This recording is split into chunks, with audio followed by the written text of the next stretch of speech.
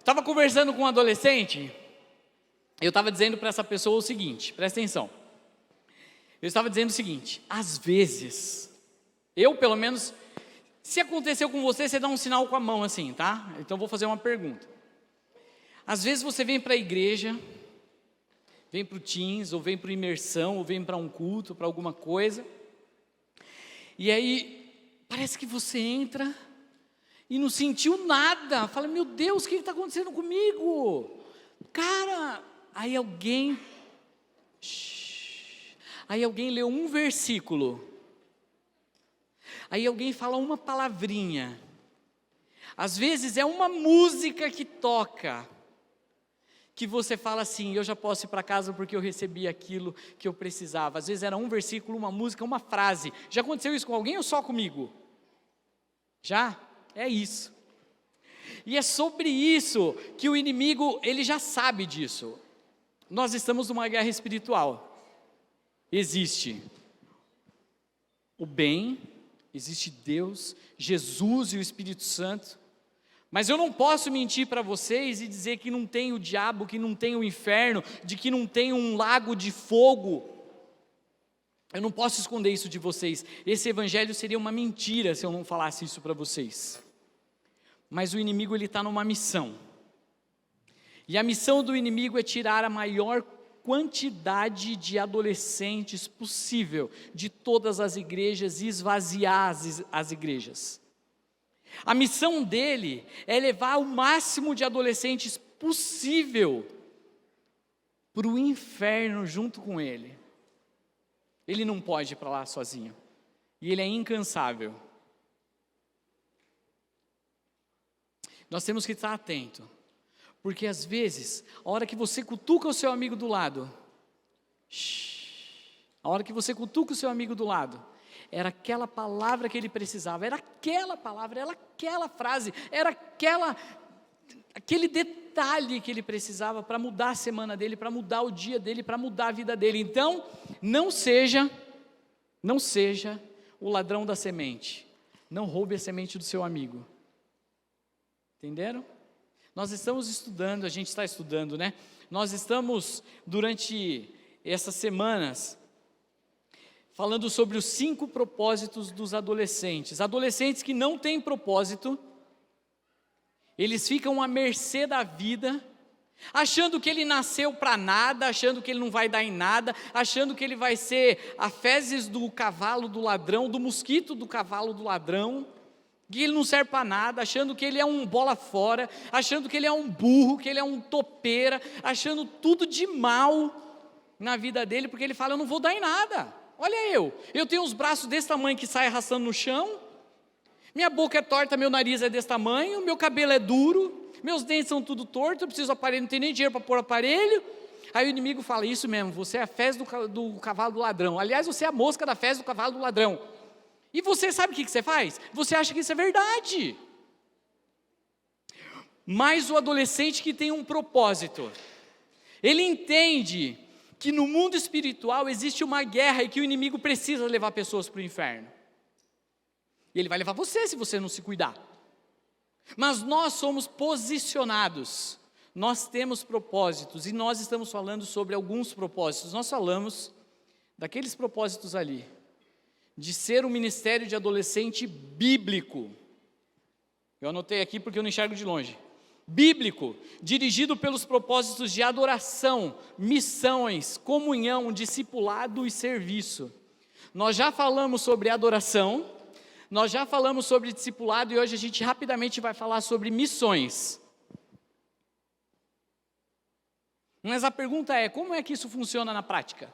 Como é que missões funcionam na prática? E a minha pergunta é, será que eu consigo falar isso em 10 minutos? Meu Deus! Eu vou tentar. Primeira coisa que eu quero te falar, que Deus, e isso é uma palavra profética sobre vocês. Presta atenção, que eu vou lançar uma palavra profética. Deus tem nos dado aqui, uma geração de adoradores, de missionários, uma geração de pessoas que servem, adolescentes que servem ao Senhor, e servirão ao Senhor, aprendendo habilidades para o serviço de Deus. Nós temos uma geração aqui de pessoas, de adolescentes discipulados e com amizades e comunhão verdadeira com Deus, consigo e com o próximo. Agora é a hora que você fala? Yes! Então Deus tem dado para nós uma geração, você é essa geração. Você faz parte de uma geração de adorador que Deus levantou para esse tempo. Você faz parte de uma geração missionária que Deus levantou para esse tempo. Você não vai ser só missionário lá no futuro, quando você tiver 30, 40 ou 44, que nem eu. Você vai ser missionário hoje. Acabou o tempo, o pastor Carlito Paz, eu coloquei ali. Acabou o tempo que as igrejas terceirizavam as missões e que lembravam das missões uma vez por ano. Existia um tempo de que as igrejas faziam culto de missões, e só uma vez, ou duas, ou três por ano que se falava de missões. Mas nós estamos vivendo um tempo, pega isso, de que nós somos missionários 24 horas por dia, 7 dias por semana. Agora é a hora que você fala. Sabe por quê? Porque você está evangelizando com o seu comportamento, você está evangelizando com o seu olhar, você está evangelizando quando você anda pelo caminho, você está evangelizando quando você fala, você está evangelizando quando você abraça alguém, você está evangelizando quando você faz um novo amigo, e é isso que é uma geração missionária e evangelista. Não tem separação, todo tempo é tempo de fazer missões, todo tempo é tempo de falar do amor de Deus. E eu falo do amor de Deus até quando eu estou quieto. E você fala do amor de Deus até quando você está em silêncio. Pega essa. Crianças, adultos, jovens, adolescentes, todos são chamados para alcançar vidas para Jesus. Mateus 4,19, eu vou ler esse texto mais para frente. Ele diz assim: sigam-me, sigam-me. Jesus disse: sigam-me e eu os farei pescadores de homens. Isso faz parte da nossa visão. Ser um ministério de adolescentes relevante, engajados para ganhar outros adolescentes para Cristo, trazendo o reino de Deus para a terra. Quem quer trazer o reino de Deus para a terra aqui? Trazendo o reino. Quem quer ganhar um amigo para Jesus esse ano? É sobre isso. É isso. Você foi chamado, ora por ele, ora por ela. Mateus 4, 18 ao 22 diz assim: andando à beira do mar da Galileia, Jesus ele tinha acabado de jejuar 40 dias e 40 noites, ele tinha acabado de ser tentado pelo inimigo, ele tinha acabado de passar por todo aquele processo ruim de tentação, ele tinha acabado de passar por isso. Então, andando à beira do mar da Galileia, Jesus viu 2 irmãos, Simão, chamado Pedro, e o seu irmão André. E eles estavam pescando, lançando as redes ao mar, porque eles eram pescadores. E disse Jesus: sigam-me, e eu os farei pescadores de homens. No mesmo instante,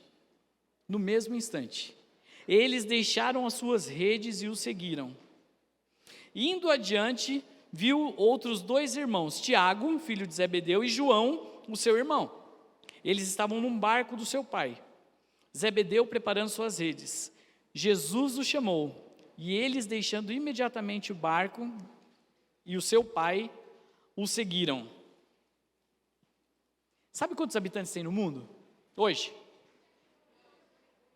Oi? 8. 8 bilhões de pessoas tem hoje no mundo. 8 bi. Bom, primeiro, eu quero te tranquilizar. Se tem 8 bilhões de pessoas no mundo, você não precisa se preocupar, porque Deus tem uma pessoa para você. Você vai casar um dia, você vai ter família um dia, você vai ter alguém que se apaixone por você um dia, você vai se apaixonar por alguém um dia, porque são 8 bilhões de pessoas. Mas agora, volta, mas agora, nós nos preocupamos em descobrir a nossa identidade e o nosso propósito. Porque o adolescente que não tem propósito, ele fica à mercê do mundo. Depressão, ansiedade, piração, doido da cabeça, com um monte de piração, porque ele não descobriu o propósito, e hoje é o propósito da missão. Você tem uma missão. Você tem uma missão. Então, 8 bilhões de pessoas que tem no mundo, Deus te vê, e Ele chama você para ser pescador de pessoas, ser pescador de homens.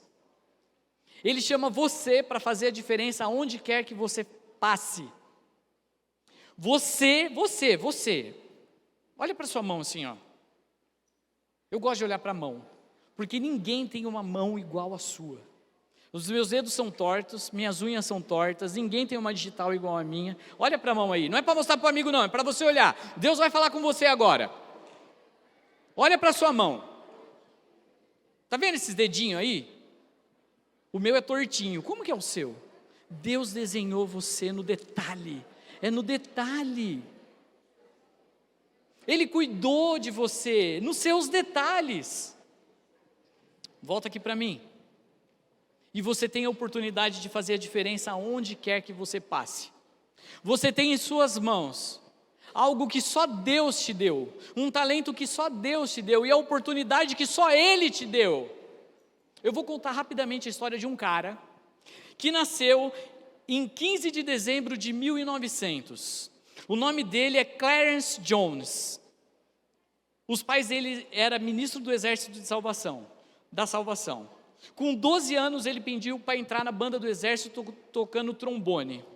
Ele tinha muito talento para música. Em 1918 ele aceitou Jesus.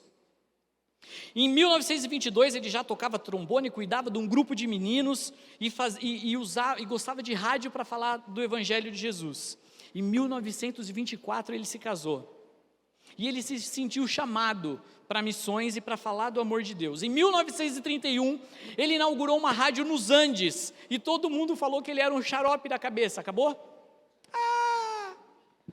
E todo mundo falou que ele era um xarope da cabeça, porque ele inaugurou uma rádio. Muitos anos depois, se descobriu que a rádio que ele inaugurou era no melhor lugar que poderia ter, por causa da altura que tinha, a antena dele não precisava ser muito alta. E o que acontecia? Os sinais do rádio dele, que ele falava do amor de Deus, chegavam em muitas partes do mundo, e ele começou a receber cartas. Eu estou falando de 1931. Vocês têm hoje na sua mão um smartphone que você pode falar com o mundo inteiro. E às vezes a gente não mostra e não fala do amor de Deus. Galera aqui do meio, me ajuda aqui. E não fala do amor de Deus. Às vezes a gente segura essa informação. Você tem a oportunidade de falar de Jesus para todos. E a gente perde tempo no Shorts, no Instagram, no TikTok, esqueci o nome daquele outro novo que eu aprendi agora. Bruna, como é o nome? Be Real. No Twitter. Mas você pode fazer total diferença na vida das pessoas. Você não precisa ficar calado, e você não pode ficar calado. Infelizmente a gente vai ter que dar uma corrida. Mas quem sabe eu não fale disso de novo um pouquinho lá no acampamento. O mundo mudou. O Clarence Jones foi chamado para aquele tempo. O Clarence Jones foi chamado para aquele tempo, 1931, mas você é chamado para esse tempo. Ele perdeu os filhos na missão, ele perdeu um monte de coisa, ele sofreu muito por causa da missão, mas hoje você não precisa sofrer por causa disso. O seu comportamento fala mais alto e vai mais longe do que o dele. Jonas, quando ele foi para Nínive, e houve arrependimento em Nínive, e ele ficou bravo porque o povo se arrependeu. E Deus falou para ele no final, eu já estou terminando, gente, eu não posso deixar de falar isso. E Deus falou para ele no final: Nínive tem mais de 120 mil pessoas que não sabe distinguir nem a mão direita da mão esquerda, além de muitos rebanhos. Você não deveria ter pena dessas pessoas? Você olha para todo mundo na internet, na vida, na escola, de um monte de jeito. Você tem a salvação na sua mão. E você não oferece a salvação para ninguém que está perto de você. Você precisa falar de Jesus para o seu amigo ao lado. E ter misericórdia dele, porque ele não sabe nem a diferença da mão esquerda e da mão direita. Ele não conhece nada da palavra de Deus. Abaixa a sua cabeça.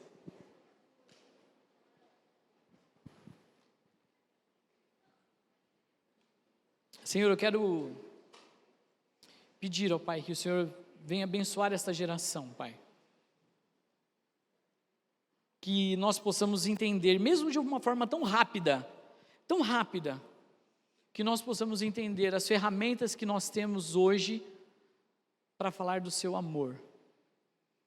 Assim como o Clarence Jones usou uma rádio em 1931 para falar do seu amor, que nós possamos falar do amor de Jesus para o amigo ao lado, colocar um versículo na nossa rede social, botar a cara naquela rede e dizer: Jesus te ama. Mas, Senhor, eu quero pedir perdão, porque às vezes nós temos vergonha de compartilhar a sua verdade e a sua palavra. Me perdoa, Pai, porque por muitas vezes eu pude mandar um versículo para um amigo e eu não mandei. Mas também perdoa cada adolescente que tem vontade de fazer isso e não fez. Eu te peço que o Senhor coloque coragem, ousadia no coração de cada adolescente, para que eles possam falar do amor de Deus para cada um. Que o Senhor levante uma geração adoradora, uma geração discipulada, que aprenda a sua palavra, que conhece a voz do seu pastor, que conhece a voz de Jesus, mas também uma geração missionária, que a todo tempo, mesmo no silêncio e com o seu comportamento, onde eles estiverem, eles falem e não se envergonhem do amor de Jesus. Te agradeço, Pai, por essa curta palavra, mas que nós possamos pensar que temos todas as ferramentas que o Senhor nos deu, para sermos uma geração missionária neste tempo, em nome de Jesus, amém, amém. Você que está em casa, aquele abraço.